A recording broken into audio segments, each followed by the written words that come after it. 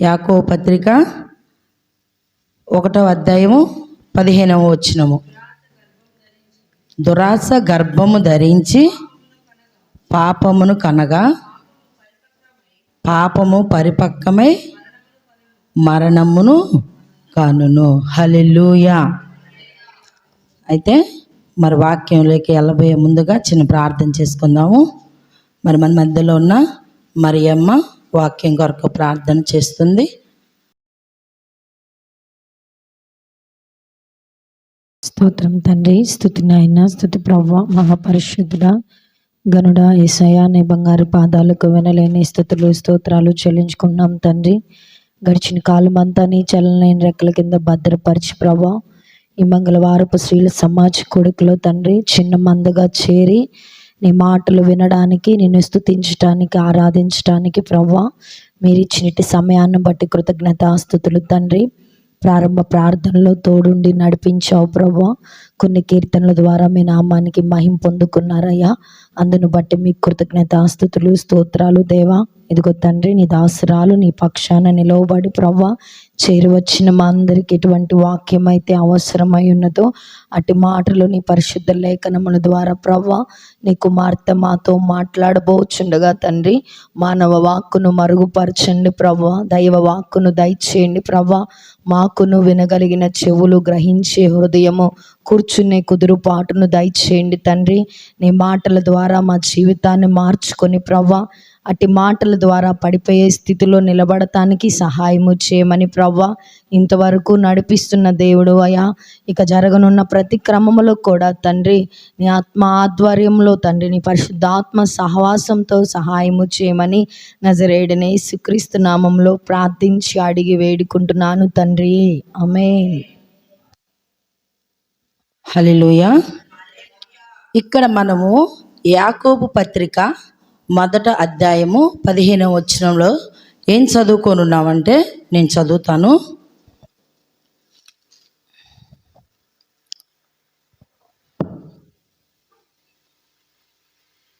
దురాశ గర్భము ధరించును, పాపము కనును, పాపము పరిపక్వమై మరణమును కనును.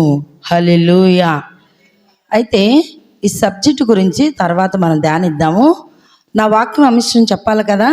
నా వాక్యం అంశం ఏంటంటే మరణము జననము. మనుషులందరికీ మరణము ఎలా సంభవించింది? మరి మరణము సంభవించినప్పుడు మరి జీవము కూడా మార్గం ఉండిద్ది కదండి. ఒక కీడుకి ఒక మేలు ఎలా ఉండిద్దో మరణమును కూడా జీవము కూడా అదే రీతిగా ఉండిద్ది అన్నమాట. అయితే అదే రీతిగా పరిశుద్ధ గ్రంథంలో మరణాన్ని మనందరికీ అంటే చిన్న లేదు, పెద్ద లేదు, మరి వృద్ధాప్యలో ఉన్నవారని లేదు, యవనస్తులని కూడా లేదు, ఎవరికైనా మరణము తక్షణ జరుగును ప్రతి ఒక్కరు కదా.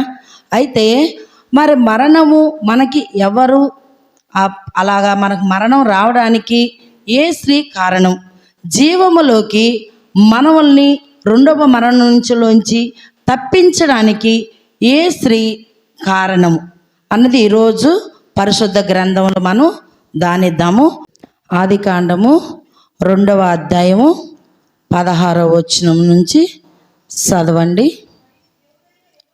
మరియు దేవుడైన యెహోవా తోటలో ఉన్న ప్రతి వృక్ష ఫలము నీవు నిర్భ్రమంగా తినవచ్చును, అయితే మంచి చెడల తెలివినిచ్చు వృక్ష ఫలము తినకూడదు. నీవు వాటిని తిను దినమున నిశ్చయముగా చచ్చెదవు. హల్లెలూయా. ఇప్పుడు అర్థమైందండి. మనకు మరణం ఎవరు తెచ్చి ఉంచారు? మన పితురాలైన హవ్వమ్మ. మా అవ్వమ్మకి ప్రత్యేకమైన వందనాలు చెప్పొచ్చండి. అసలు మహాతల్లి, అసలు అందరికీ ఏ భేదం లేదు, అందరూ పాపం చేసి ఉన్నారు, దేవుడిచ్చు మహిమను పొందలేకపోతున్నారని పరిశుద్ధ గ్రంథంలో రాసిన రీతిగా మరణమును కూడా అదే రీతిగా తెచ్చిందనమాట ప్రతి ఒక్కరికి. హవ్వమ్మ ఆమెకి దండేసి దండం పెట్టచ్చు ఒక మాటలో చెప్పాలంటే. అయితే ఈ అవ్వమ్మ మన పితురాలంట. ఆ వారసత్వమే మనమంతా, మన బిడ్డలు కావచ్చు, మనం కావచ్చు, మన తల్లిదండ్రి కావచ్చు, వాళ్ళ తల్లిదండ్రి కూడా కావచ్చు, ఆ వారసత్వంలోంచి వచ్చిన వారం. అయితే ఇక్కడ దేవుడు ఏం చెప్పాడు? ఒక ఏదోను తోటని సిద్ధపరిచాడు. ఆ తోటలో అనేకమైన చెట్టుల్ని నాటించాడు. ఆ చెట్టులకి మనకు ఆహారంగా కావడానికి అనేకమైన పండుల్ని సిద్ధపరిచాడు. అవన్నీ మనం తినమన్నాడు, కానీ ఒకానొకటి మాత్రమే తినొద్దు అన్నాడు. అదేంటిది? తెలివినిచ్చు వృక్ష ఫలం అంట. ఆ ఫలం మాత్రమే మీరు తినొద్దు, అది తిను దినమున నిత్యముగా మీరు చచ్చుదురు అని చెప్పాడు. మరి ఆ పండు తిన్నారా? చెప్పండమ్మా, తిన్నారా? తిన్నారు. మరి తిన్నారు కాబట్టి దేవుడు అక్కడ చెప్పిన మాట ప్రకారం వాళ్ళు చచ్చిపోవాలిగా. చచ్చిపోయారా? చచ్చిపోలేదా? చచ్చిపోలేదు. అవును, దేవుడు పండు తింటే చచ్చిపోతారు అని చెప్పాడు. కానీ ఆ పండు తిన్నా కానీ ఆ సమయానికి చనిపోలేదు, కానీ చనిపోయారు. మరి వాళ్ళు చనిపోలేదు, పండు తిన్నంటనే చచ్చిపోవాలి కదా. కానీ ఆ పండు తిన్నంటనే చచ్చిపోలేదంటే అప్పుడు దేవుడు అబద్ధం చెప్పాడా? దేవుడు అబద్ధం చెప్పాడండి? దేవుడు అబద్ధం చెప్పటకు నీలాగా నాలాగా నరుడు కాడు దేవుడు. ఆయన యుగ యుగములు మహారాజుగా ఉన్నాడు. ఆయన గొప్ప అద్భుతమైన కుమారుడుగా ఉన్నాడు. ఆయన మాట ఇచ్చి నెరవేర్చే దేవుడు. ఆయన నమ్మదగిన దేవుడు మాట. ఆయన మాట ఒక్కటైనా కానీ తప్పిపోదనమాట. ఒక చున్న అయినా కానీ దాంట్లో నుంచి తీసివేయడం జరగదు. అయితే మరి ఇక్కడ ఆ దేవుడు ఏం చెప్పాడంటే, ఆ పండు తినదినమున నువ్వు నిత్యముగా చచ్చుదువు అంటే ఇక్కడ దేవుడు ఒక మాట వాడి ఉన్నాడు అక్కడ. అంటే ఒక ఆజ్ఞ చెప్పి ఉన్నాడు. ఆజ్ఞ అతిక్రమిస్తే ఏమొస్తుంది? పాపము. పాపం వల్లే వచ్చే శిక్ష ఏంటి? మరణము. ఇక్కడ యాకోబు పత్రికలో ఏముంది? చదివి ఉన్నారుగా. యాకోబు పత్రిక 1వ అధ్యాయము 15వ వచనంలో ఏముంది? దురాశ గర్భము ధరిస్తుంది. హల్లెలూయా. గర్భం ధరించి పాపానికి అంటది. మరి ఇక్కడ సరిపోయిందా లేదా? దేవుడు చెప్పినట్లుగా ఆ పండు తినద్దు. మరి ఏదోను తోట సిద్ధపరిచి అనేకమైన పండులు సిద్ధపరిచి అవన్నీ మీరు తినొచ్చు చక్కగా. ఏదోను తోట అంటే దేవుడి ఇల్లు అన్నమాట, దేవుడు పరలోక రాజ్యం అన్నమాట. అక్కడ మీరు నా యొద్ద ఉండండి, మీరు అక్కడ సంచారం చేయండి, మీరు యుగయుగాలు నాతో జీవించనంటే అస్సలు మనం ఉన్నాం. పేత అంట కొవ్వితే బొక్కలో అస్సలు ఉండనే ఉండదంట. అలాంటి మనస్సు కలిగిన వాళ్ళం మనం. అస్సలు ఉన్నాం, దేవుడి మాట కూడా వినం మనం. ఎందుకుంటాం? మనం ఉంటుంది ఎక్కడ? పాపంలో కదా, అందుకని ఉన్నాం.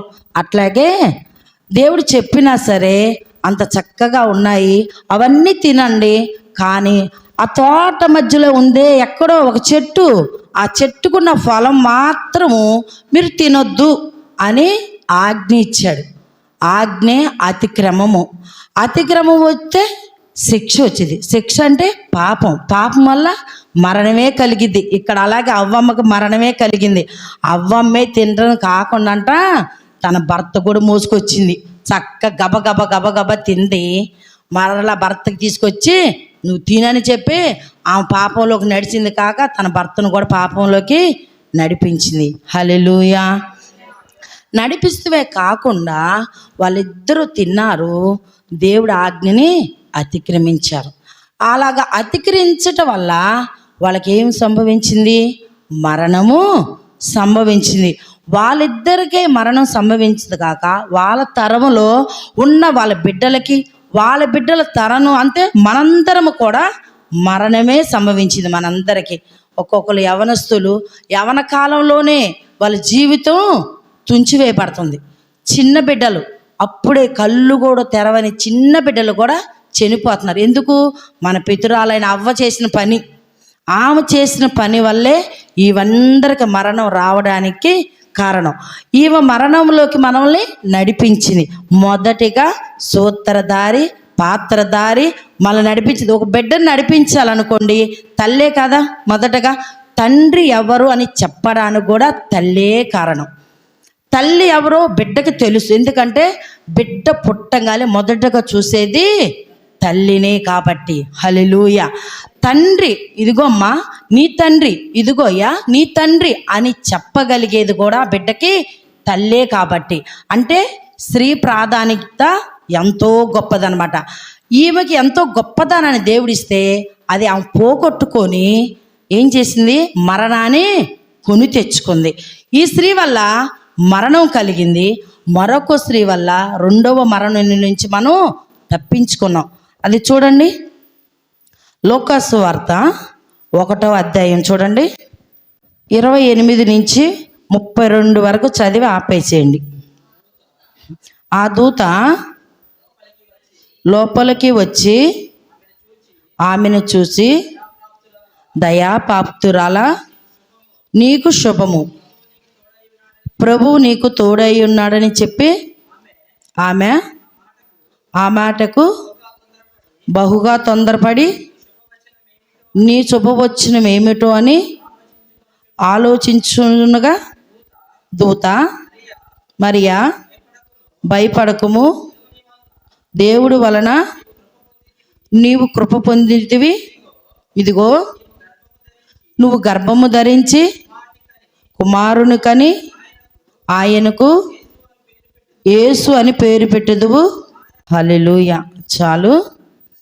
ఇక్కడ మనకి ఎవరు కనపడుతున్నారు? మరియా. ఈమె ఆ కాలంలో ఎంతోమంది స్త్రీలు, ఆమెతో పాటు చాలా మంది స్త్రీలు ఉన్నారు. అయితే ఆ స్త్రీలందరికీ ఈమె వేరుగా జీవించింది. ఈమె జీవితం ఎలా జీవించిందంటే దేవుడు వలన కృప పొందిన దాని వలే ఉంది. అక్కడున్న స్త్రీలందరికీ ఏరుగా జీవించింది, భక్తిగా జీవించింది, విశ్వాసమురాలుగా ఉంది, దేవుడి మీద ప్రేమ కలిగి ఉంది, భక్తి కలిగి ఉంది, అనుకువగా కలిగి ఉంది, దేవుడి మాటకి లోబడేదానిగా ఉంది. కాబట్టే దూతతో ఆమె దయాపాప్తురాలా నీకు శుభము అనే ఒక వర్తమానాన్ని ఆమె పొందుకోగలిగింది. ఈరోజు నువ్వు నేను ఉన్నామా ఆ స్థితిలో? దేవునితోనే నువ్వు కృప పొందిన దానవు, దయ పొందిన దానవు, నువ్వు గొప్ప దానవు. దేవుడే నీ గర్భములో జన్మిస్తాడు, దేవుడికే నువ్వు తల్లి అవుతావు, ఆ బిడ్డకే నువ్వు పేరు పెడతావు. ఈరోజు మన బిడ్డకి మనం పేరు పెట్టుకుంటానికే ఎంతో భారం. మనం అనుకోని పుస్తకాలు తిరగేస్తాం, అనుకో మందు సేవకులు దేవుడి సన్నిధికి వెళ్ళేవాళ్ళు అయితేనేమో పాస్టర్ గారి దగ్గరికి వచ్చి ఏదో అడగాలి, ఏదో పెట్టించాలే, పాస్టర్ గారి దగ్గర పెట్టించకపోతే పాస్టర్ గారి సంఘానికి వెళ్ళినప్పుడు ఏంటమ్మా కుమార్తె నీకు కుమారుడు పుట్టాడంటగా, కుమార్తె పుట్టిందంటగా, దేవుడి సన్నిధికి తేలేదేంటి, పేరు పెట్టలేదేంటి అని అడుగుతాడేమో అనుకొని ఏదో ఫార్మాలిటీ కోసం పాస్టర్ గారి దగ్గరికి వెళ్ళి పేరు పెట్టిన తర్వాత మనకి ఇష్టమైన పేరు మనం పెట్టుకోవచ్చు. బాహుబలి, ఏదో బలి పెట్టుకోవచ్చు, మన పేర్లు మనకి ఇష్టమైన పేర్లు మనం పెట్టుకోవచ్చు. కానీ పాస్టర్ గారి దగ్గరికి వెళ్ళి మాత్రం వినే విధేయతగా పాస్టర్ గారండి మాకు బాబు పుట్టాడండి పేరు పెట్టండి. పాస్టర్ గారు ఒక పేరు పెడతాడుగా, ఆ పేరుతో చచ్చిన పిల్లం మనకి ఇష్టమైన పేరుతో పిలుచుకుంటాం. అవునా కాదండి? చెప్పండి అమ్మా, అవునా? కొంచెం పెద్దగా చెప్పండి, నాకు వినపడాలిగా, నాకు కొంచెం చెవుడు, కొంచెం పెద్దగా చెప్పండి. పిల్లవరం, వెరీ గుడ్. కుమారక్క మాత్రం బాగా వాక్యం వింటుందని నాకు అర్థమైంది. అయితే పేరు ఎవరు పిలవరు, కానీ మనకి ఇష్టమైన పేర్లు మాత్రం పిలుచుకోండి. అలాంటప్పుడు దేవుడి దగ్గరికి వచ్చేది ఎందుకు, సేవకుల దగ్గరికి వచ్చేది ఎందుకు, సేవకుల చేత పేరు పెట్టించుకునేది ఎందుకు? పని బాట లేక ఏదో పరమాల్సి కోసమేగా. సరే, అయితే ఈ తల్లి అలా చేయలేదండి. దేవుడు ఏదైతే ఆమెకు ఖచ్చితంగా చెప్పాడో అది తూసా తప్పకుండా పాటించింది, నెరవేర్చింది. దేవుడు ఆమె గర్భంలో జన్మిస్తాడు, నువ్వు ఆయన వల్ల దయ పొందిన దానవు, కృప పొందిన దానవు, మేలు పొందిన దానవు అన్నప్పుడు ఆమె ఎంతో వినయ విధేయత అక్కడ చూయించింది. అవి ఎంతో తగ్గించుకుంది, అవి ఎంతో దేవుడి మాటకి లోబడింది.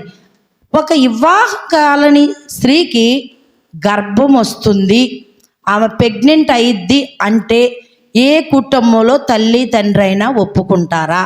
కనీసం ఆ స్త్రీ అయినా ఒప్పుకుంటుందా? చెప్పండి, ఒప్పుకుంటారా? కానీ స్త్రీ యాక్సెప్ట్ చేసింది, ఇష్టపడింది. నా దేవుడి కన్నా నాకు ఈ లోకంలో వచ్చే నిందైనా అవమానమైనా సరే నాకు అది ఎన్న తగినది కాదు.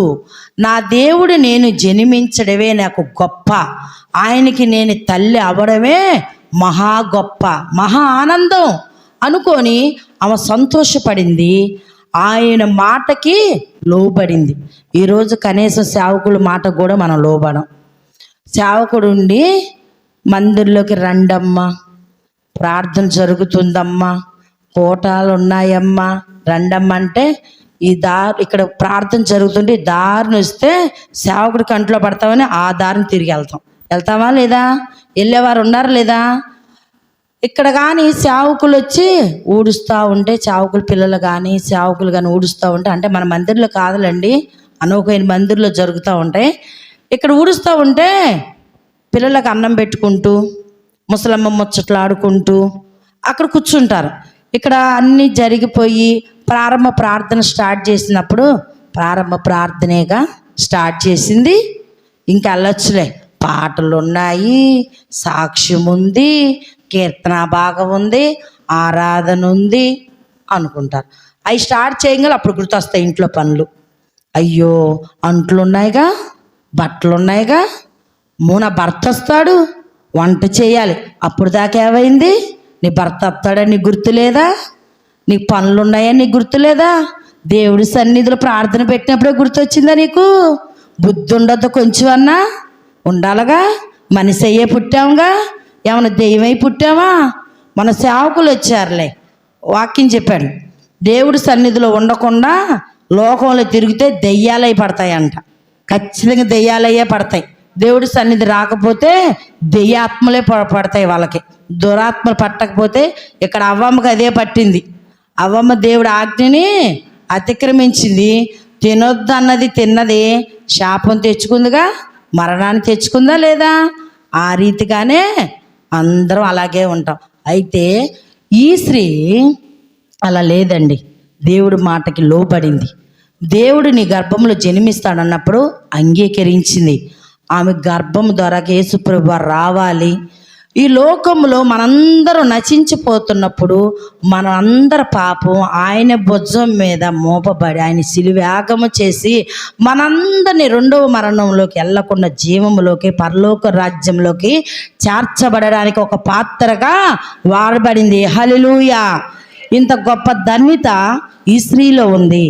స్త్రీలైన వారు ఎవ్వరిలో కూడా కనీసం స్త్రీల కొడుకు జరుగుతుంటే స్త్రీల కొడుకు రాము. మనం చేసేది ఏంటి తెలుసా? పండగ రాగాలే పండగ భక్తులు అవుతాం. ఏంటిదో తెలుసా మనం చేసేది? ఒంటి పండగ, పంటి పండగ, మనం చేసేది ఇంటి పండగ. మనం చేస్తామా లేదా? పండగ రాగాలి చాలు ఎక్కడెక్కడ ఉన్న బట్టలన్నీ తీసుకుంటాం, శుభ్రపరిచేసుకుంటాం. ఎక్కడెక్కడ ఉన్న వస్తువులన్నీ తీసుకుంటాం, శుభ్రపరచుకుంటాం. రంగులు, పెయింటింగు, ఇల్లు ఎంత అందంగా అలంకరించేసుకుంటాం. మనము కొత్త బట్టలు షాపింగ్కి వెళ్ళి కనీసం మన భర్త 1000 రూపాయలు ఇస్తే కనీసం 2000 అన్నేమన్నా, ఫస్ట్ 2000 అన్నేయండి అయ్యగారు బట్టలు కొనుక్కుంటా కావాలి అంటావా లేదా?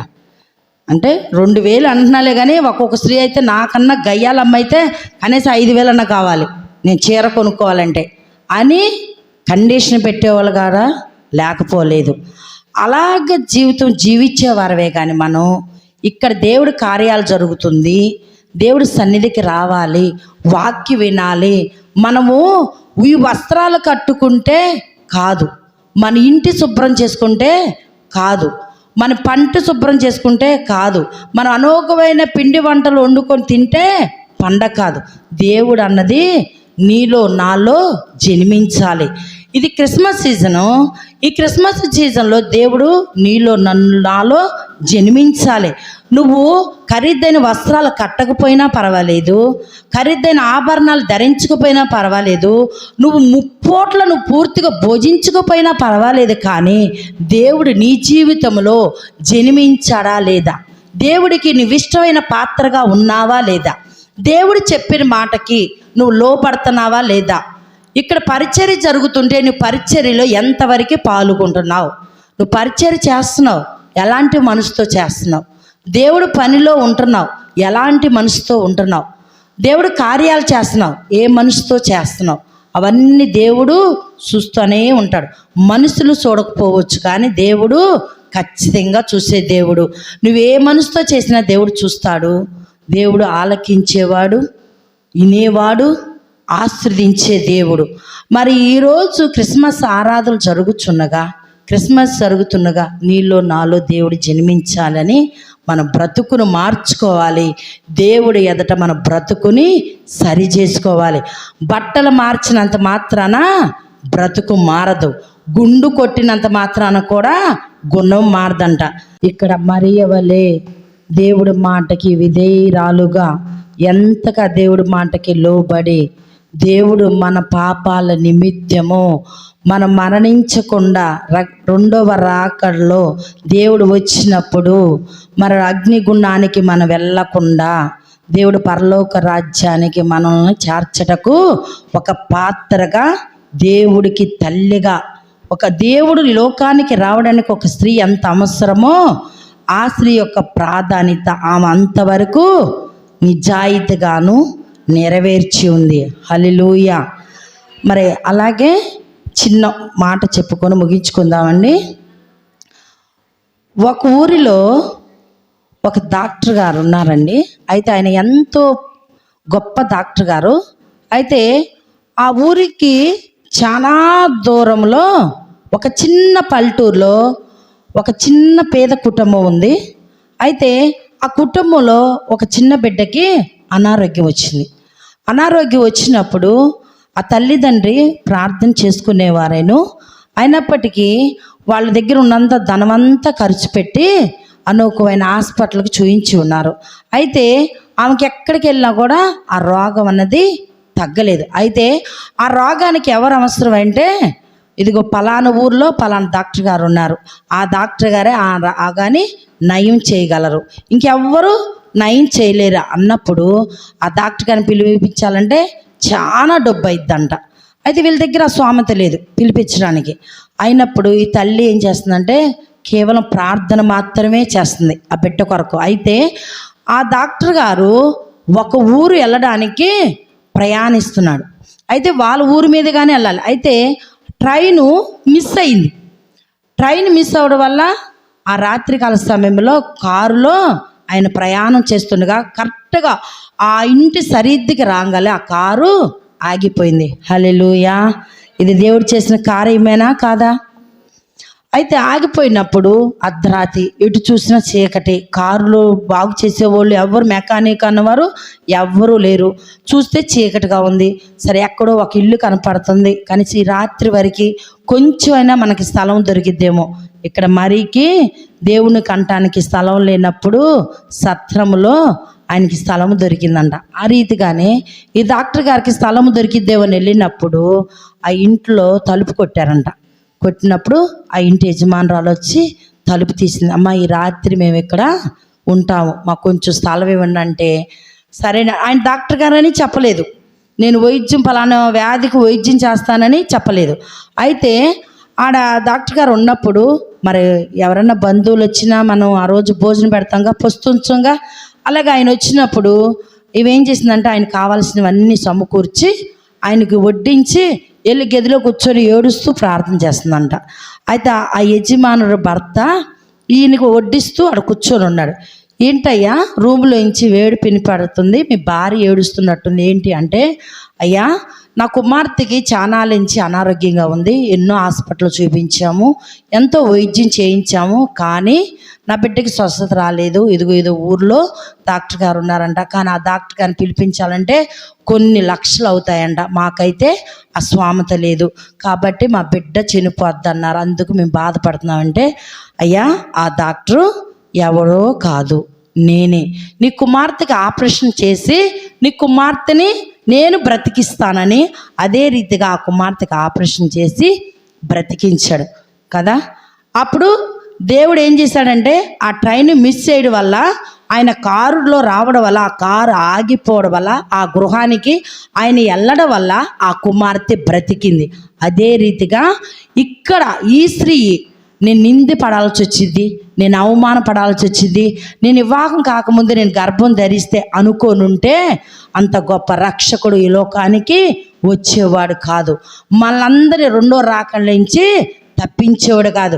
పరలోక రాజ్యానికి మనల్ని వారసులుగా చేసేవాడు కాదు. హల్లెలూయా.